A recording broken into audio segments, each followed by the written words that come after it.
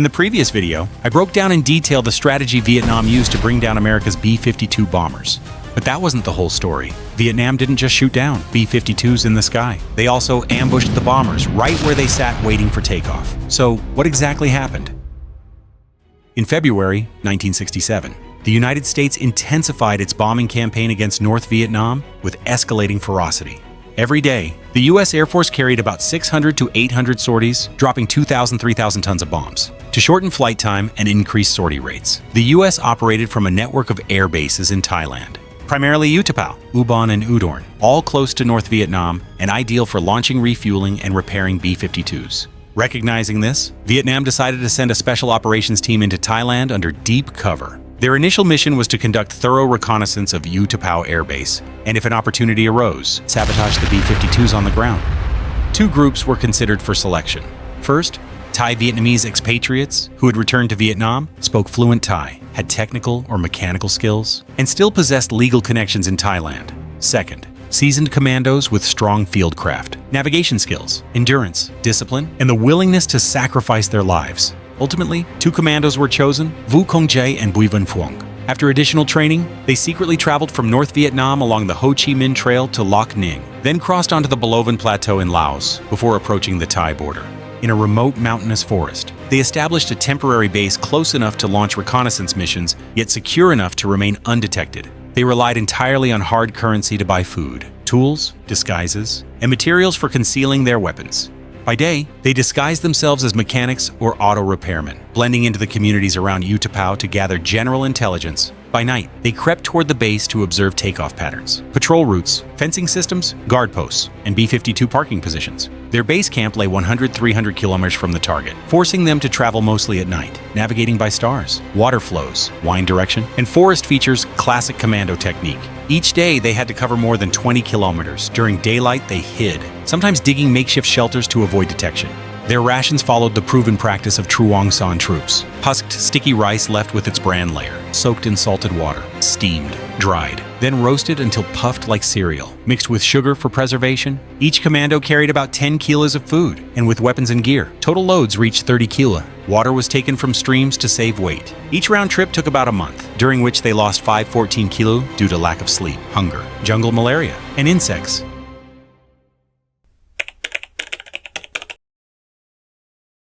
In October 1971, after numerous infiltrations, the two commandos planned a deep penetration reconnaissance mission inside U-Tapao. They finalized all critical factors, each B-52's parking spot, patrol routines, fencing layout, and the safest axis of approach. With this data, they completed their attack plan. Infiltrate covertly and plant timed explosive charges on each aircraft to create simultaneous detonations. If compromised, they would immediately switch to a direct assault, using grenades and small arms to destroy the aircraft on the spot and fight to the death if necessary. Their weapon loadout was compact but destructive. 10 explosive charges, each containing 0.4 kilograms of C4, and 2 grenades for close combat or breaking through resistance. On January 9, 1972, they donned civilian disguises and traveled by local vehicle to the vicinity of U-Tapao. At 7 p.m., they retrieved previously cached weapons and began their infiltration. The base's fence stood nearly 2 meters high and consisted of multiple layers of razor wire, making wire cutting difficult and noisy. They had to find gaps and silently slide their bodies through. During the approach, they encountered patrols 3 times. The first 2 times they slipped by in the shadows. The third time, the patrol was too close, and they were forced to open fire, killing 2 American servicemen and a military dog, then altering their route to avoid encirclement. Roughly 300 meters from the B-52 parking area, they encountered 3 vehicles and 2 U.S. soldiers, forcing them to detour, sticking to darker areas as they advanced. When only 50 meters away, another patrol spotted them and opened fire. B-52 Phuong reacted instantly, throwing a grenade to create cover. The pair then dashed into the parking zone and planted the explosive charges on the B-52s as planned. After planting all charges, Phuong ordered the withdrawal. Viet Cong moved toward their pre-planned exit point, while Phuong slipped out near the bomb storage area. As Phuong escaped the fence, he heard intense gunfire from the exit. Jai had stayed behind to fend off pursuers and was killed in action. Moments later, powerful explosions erupted, flames engulfing the aircraft stands. According to Vietnamese sources, the raid destroyed 8 B-52s at U-Tapao.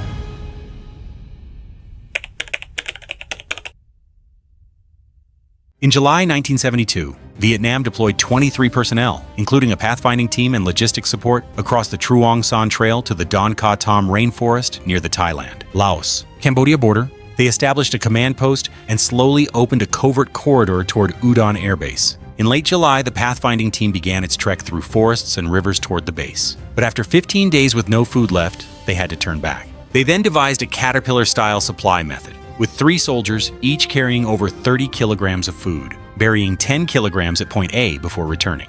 On subsequent trips, they established caches at points B, C, D, and beyond, creating a hidden supply route that stretched all the way toward Udon. In early August, the team made contact with the Vietnamese Revolutionary Network in Thailand, disguised as Thai civilians. Their scouts conducted daily surveillance of the base patrol times, entry points, and aircraft positions. Even though the corridor was still incomplete, their guiding principle was to reconnoiter as they went, finalize the attack plan as they learned, and strike immediately if an opportunity arose. By late August, a 10-man combat team crossed into Thailand and linked up with a Vietnamese base. Throughout September, they scouted the battlefield, mapping assembly points, infiltration routes, and escape paths in preparation for a small but extremely dangerous raid.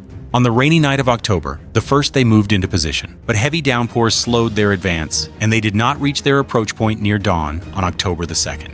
With daylight approaching and the risk of exposure rising, they had to hide until nightfall. Their plan was to use delayed action explosives against the B-52s and, if discovered, to switch to a direct assault. The force was divided into 3 groups: a breach and cover team, an aircraft demolition team, and a fuel storage demolition team.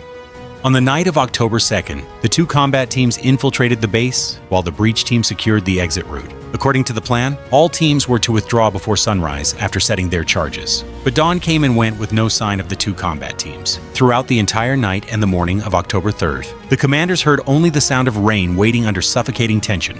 Around 10 a.m. on October 3rd, explosions finally echoed from Udon Air Base. Only then did the fuel team reconnect with the breach team. But the 4 members of the B-52 demolition team had not returned. On the American side, multiple B-52s were destroyed, though exact numbers remain unknown because the U.S. kept all information about the Udon attack classified.